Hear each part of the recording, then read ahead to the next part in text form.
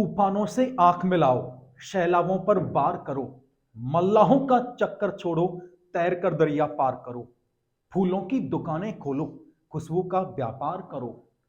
इश्क खता है तो एक खता एक बार नहीं 100 बार करो। नमस्कार दोस्तों, मैं जितेंद्र खांगरी अपने यूट्यूब चैनल कृष्णा सरोकार यूट्यूब चैनल पर आप सभी का हार्दिक अभिनंदन करता हूं। इस प्रतियोगिता के बढ़ते हुए क्रम में आप सभी को पता है कि इतिहास अपने आप में निस्संदेह सर्वश्रेष्ठ माना गया है और इसी इतिहास की कड़ी में सर्वप्रथम हम जहां से आरंभ करने वाले हैं, आप सभी की दृष्टि के समक्ष प्रस्तुत है बीसलदेव चौहान। और इसी बीसलदेव चौहान को बिग्रेराज चतुर्थ नाम से भी अपने जानते हैं। ये जो बीसलदेव चौहान है, इसी बीसलदेव चौहान का काल इस चौहान वंश का स्वर्णकाल भी माना जाता है। यहां से पहला प्रश्न संभालना मेरे दोस्तों कि चौहानों का स्वर्णकाल किस शासक का काल माना जाता है? बीसलदेव चौहान। इसी बीसलदेव चौहान का जो शासनकाल माना जाता है 1153 ईस्वी से लेकर के 1163 ईस्वी के मध्य का ये काल माना जाता है। चौहानों का स्वर्णकाल बीसलदेव चौहान का काल माना जाता है। और निसंदेह आप सभी को पता ही होगा, चौहानों का निर्माण काल या प्रारंभिक काल नाम से अजयराज के काल को जानते हैं। चौहानों का निर्माण काल, अजयराज का काल और चौहानों का स्वर्णकाल नाम से जिसे जाना जाता है, वही आपकी दृष्टि के समक्ष बीसलदेव चौहान है। आज का हमारा जो प्रसंग रहने वाला है, बीसलदेव चौहान रहने वाला है। ये जो बीसलदेव चौहान है, इसी बीसलदेव चौहान का काल चौहानों का स्वर्णकाल माना जाता है और इसी बीसलदेव चौहान को 2 उपाधियों से सम्मानित भी किया गया है। इस बीसलदेव चौहान को कवि बांधव एवं कटिबंधु नाम से जानते हैं। कवि बांधव एवं कटिबंधु नाम से जिस चौहान वंशीय शासक को जाना जाता है, वो ही बीसलदेव चौहान है। जिसमें कवि बांधव शब्द का अर्थ कवियों को आश्रय देने वाला होता है, जिसमें कटिबंधु शब्द का अर्थ साहित्य प्रेमी या आश्रयदाता होता है। साहित्य प्रेमी या आश्रयदाता जिसे कहा गया है, वो ही ये बीसलदेव चौहान है।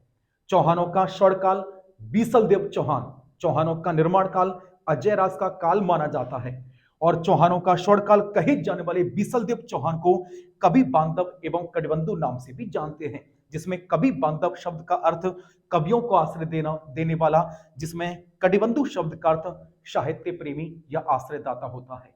ये जो बीसलदेव चौहान है, इसी बीसलदेव चौहान का दरबारी कवि सोमदेव था।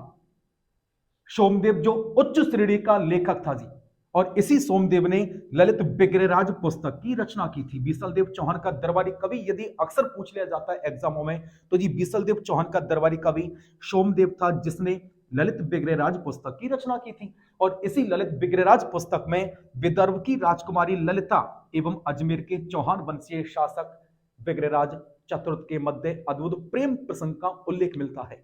बीसलदेव चौहान का दरबारी कवि सोमदेव था और इसी सोमदेव ने ललित बिग्रेराज पुस्तक की रचना की थी। इस ललित बिग्रेराज पुस्तक में ललिता एवं बिग्रेराज चतुर्थ के मध्य प्रेम प्रसंग का उल्लेख मिलता है।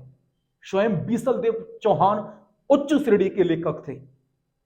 स्वयं बीसलदेव चौहान उच्च श्रेणी के लेखक थे। बीसलदेव चौहान के द्वारा रचित नाटक, जिसे हरकेली नाम से अपने जानते हैं, बीसलदेव चौहान द्वारा रचित नाटक हरकेली, और इसी हरकेली नामक नाटक में अर्जुन एवं महादेव के मध्य युद्ध का उल्लेख मिलता है। अर्जुन एवं महादेव के मध्य युद्ध का उल्लेख इसी हरकेली नाटक में मिलता है, जिसकी रचना स्वयं बीसलदेव चौहान के द्वारा की गई थी। यहां ये जो बीसलदेव चौहान है, इस बीसलदेव चौहान ने हरकेली नामक नाटक की रचना की थी और इसी हरकेली नामक नाटक में अर्जुन एवं महादेव के मध्य अद्भुत युद्ध का उल्लेख मिलता है। आप सभी को पता है, अर्जुन पांडव था और इन्हीं पांडवों के लिए 12 वर्ष का वनवास एवं 1 वर्ष का अज्ञातवास मिला था। आप सभी ये अच्छे से जानते ही हैं, इन्हें वनवास इसलिए मिला था क्योंकि जुए में ये सब कुछ हार चुके थे, यहां तक अपनी पत्नी तक को ये हार चुके थे। और जिस सभा में ज्येष्ठ पुत्र वधू को निवस्त्र करने का लज्जित प्रयास किया जा रहा हो, निसंदेह उसी सभा के ज्येष्ठ योद्धाओं का यह परम कर्तव्य है उसी चुनौती को स्वीकार करना। निसंदेह महाभारत का युद्ध होना आवश्यक था और भगवान श्री कृष्ण के अनुसार इस महाभारत के युद्ध से पूर्व पांडव अभी इतने शक्तिशाली नहीं थे जो कौरवों का सामना कर सकें। क्योंकि कौरवों में बड़े बड़े योद्धा थे, पितामह भीष्म, अंगराज कर्ण, अश्वत्थामा, दुर्योधन, स्वयं द्रोणाचार्य, बड़े बड़े योद्धा थे। अभी पांडव इतने शक्तिशाली नहीं थे जो कौरवों का सामना कर सकें। इसलिए भगवान श्री कृष्ण के अनुसार पांडवों को शक्ति अर्जित करने के लिए इन्हें वन में जाना था, और वन में जाने के पश्चात इन्हें बड़ी से बड़ी शक्ति अर्जित भी करनी थी। निसंदेह ऐसा हुआ भी था। यहां सभी पांडव 12 वर्ष के वनवास के दौरान यहां ये भयंकर से भयंकर शक्तियां अर्जित करते हैं, और शक्तियां अर्जित करने के बाद अर्जुन को अहंकार हो जाता है। और अहंकार होना सामान्य सी भी प्रथा थी। यदि किसी के पास कुछ भी नहीं हो, उसके पास एक साथ यदि पैसा आ जाए या फिर शक्ति आ जाए, अहंकार होना एक सामान्य होता है। अर्जुन को भी अहंकार हो गया, और इनके इसी अहंकार को तोड़ने के लिए स्वयं देवानी देव महादेव आए थे कि अकाल मृत्यु वो मरे जो कर्म करे चंडाल का, और काल भी उसका क्या बिगाड़ पाए जो भक्त हो महाकाल का। स्वयं देवानी देव महादेव आए थे, और महादेव स्वयं एक कीरत के अवतार में या एक भील के अवतार में स्वयं अवतरित होते हैं। कहते हैं कि कीरत के अवतार ने या इस भील के अवतार ने यहां अर्जुन एवं एक पशु को एक साथ मारा था। अर्जुन एवं एक पशु को एक साथ मारा था, और यहां एक साथ मारने के बाद वो जो पशु था, इधर से अर्जुन तीर मारते हैं, इधर से ये भील बालक तीर मारता है, और भील बालक तीर मारने के बाद कहते हैं कि जैसे अर्जुन भी इस पशु के करीब आते हैं, इधर से महादेव भी पशु के करीब आता है। कहते हैं कि भील बालक कहता है कि ये जो पशु है ये हमारे तीर से मरा है। अर्जुन कहते हैं कि शायद आपने पहचाना नहीं है, हम ब्रह्मांड के सर्वश्रेष्ठ धनुर्धर गांडीवधारी अर्जुन हैं, ये हमारे तीर से मरा है। भील बालक कहता है कि जी आप चाहे कितनी भी बड़ी तोप हो, इसकी गर्दन पर हमारा तीर लगा है, यह हमारे तीर से लगा है, इसे हम लेकर के जाने वाले हैं। अर्जुन को अहंकार था जी शक्ति पर। अर्जुन चुनौती देता है इस भील बालक को कि यदि आपको अपनी शक्ति पर इतना विश्वास है, हमें पराजित करके बताएं, हम ब्रह्मांड के सर्वश्रेष्ठ धनुर्धर गांडीवधारी अर्जुन हैं। और यहां अर्जुन और भील बालक के मध्य इसी छोटी सी घटना को लेकर के भयंकर युद्ध होता है। और आप सभी को पता है इस युद्ध में महादेव ने अर्जुन को बुरी तरह से पराजित किया था। इस युद्ध में महादेव ने अर्जुन को बुरी तरह से पराजित किया था, और पराजित करने के बाद अर्जुन भील बालक के पैर पकड़ लेता है, क्योंकि अर्जुन को पता है मुझे कोई पराजित कर सके या तो स्वयं देवानी देव हो सकते हैं या स्वयं परशुराम भगवान हो सकते हैं। और यहां पराजित होने के बाद सीधे पैर पकड़ लेता है कौन? अर्जुन। किसके? भील बालक की। आप अपना वास्तविक परिचय दीजिए। और यहां भील बालक अपने वास्तविक परिचय स्वयं देवानी देव महादेव के परिचय में आते हैं। यहां महादेव ने अर्जुन के लिए कुछ अस्त्र शस्त्र भी दिए थे, कुछ बातें भी सिखाई थी, और यही अद्भुत प्रसंग जिस नाटक में उल्लेखित है वही नाटक हरकिली नाटक है।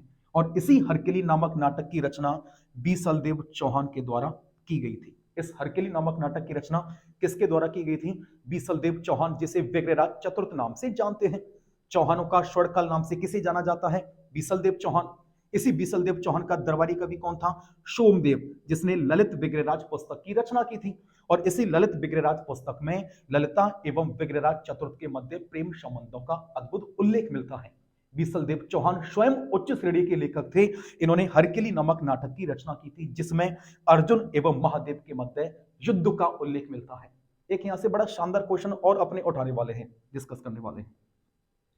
क्या आप मुझे कमेंट बॉक्स में आंसर बता सकते हैं कि विदेश जाने वाली पहली भारतीय महिला कौन थी? मैं अक्सर क्लास में पूछता रहता हूं।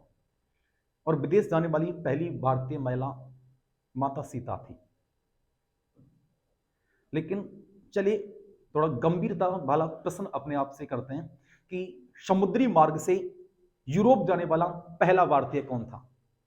सभी बच्चों के ध्यान में बस बजरंगबली ही आने वाले हैं, लेकिन वो लंदन नहीं गए थे, वो जी श्रीलंका गए थे, और श्रीलंका कभी भी यूरोप में नहीं है। समुद्री मार्ग से यूरोप जाने वाले पहले भारतीय तोहफात ए मुवाहिदीन पुस्तक के लेखक, अतीत एवं भविष्य के मध्य सेतु कहे जाने वाले, पत्रकारिता के अग्रज कहे जाने वाले, सती प्रथा पर रोक लगाने वाले प्रथम महाविद्वान 17 भाषाओं के ज्ञाता राजा राम मोहन राय जी थे। कौन थे जी? राजा राम मोहन राय।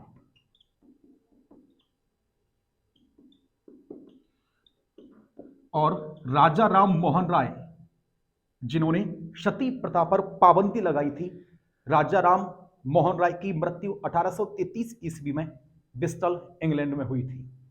राजा राम मोहन राय की मृत्यु के उपरांत इनका मकबरा ब्रिस्टल इंग्लैंड में ही बना है और आप सभी को पता भी होगा इनके मकबरे पर हरकिली नामक नाटक की पंक्तियां लिखी हुई हैं। हरकिली नामक नाटक की पंक्तियां जिस विद्वान के मकबरे पर उत्कीर्ण हैं, लिखी हुई है, वो जी राजा राम मोहन राय है।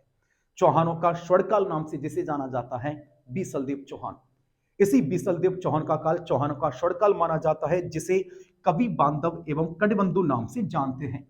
और ये जो बीसलदेव चौहान है, इस बीसलदेव चौहान से उल्लेखित कवि बांधव शब्द का अर्थ होता है कवियों को आश्रय देने वाला। कटिबंधु शब्द का अर्थ होता है साहित्य प्रेमी या आश्रयदाता। इस बीसलदेव चौहान का दरबारी कवि सोमदेव था, जिसने ललित विग्रहराज पुस्तक की रचना की थी, जिसमें ललिता एवं विग्रहराज चतुर्थ के मध्य प्रेम संबंधों का उल्लेख मिलता है। बीसलदेव चौहान स्वयं उच्च श्रेणी के लेखक थे। इन्होंने हरकिली नामक नाटक की रचना की थी, जिसमें अर्जुन एवं महादेव के मध्य युद्ध का उल्लेख मिलता है। और इसी हरकिली नामक नाटक की पंक्तियां राजा राम मोहन राय के मकबरे पर लिखी हुई हैं। आज की ये हमारी शुरुआत है और यदि आप सभी का साथ रहा, आप सभी का आशीर्वाद रहा, आप सभी का अभिनंदन रहा, तो फिर से इस बीसलदेव चौहान की अगली कड़ी लेकर के आने वाले हैं। तब तक के लिए नमस्कार और प्रयास करना कि आप अधिक से अधिक हमारे चैनल को लाइक करें, सब्सक्राइब करें और अधिक से अधिक शेयर करें। बहुत बहुत धन्यवाद।